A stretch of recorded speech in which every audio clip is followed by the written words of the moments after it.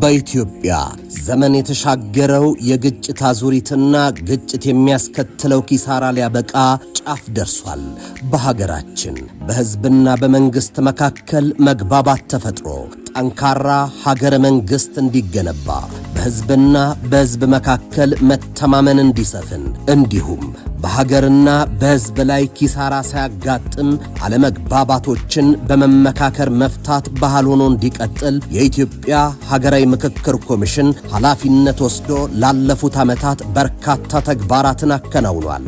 ኮሚሽኑ በሀገሪቱ ታሪክ ለመጀመሪያ ጊዜ በመላ ሀገሪቱ እንዲሁም በውጭ የሚገኙ ኢትዮጵያውያንን ያለመግባባት መንስኤ የሆኑ ጉዳዮችን በሕዝባዊ ውይይት ሰብስቦ በሀገር አቀፍ ደረጃ ምክረ ሐሳብ የሚያሰናዳበትን ሀገራዊ የምክክር ጉባኤ ለማካሄድ ዝግጅቱን አጠናቋል።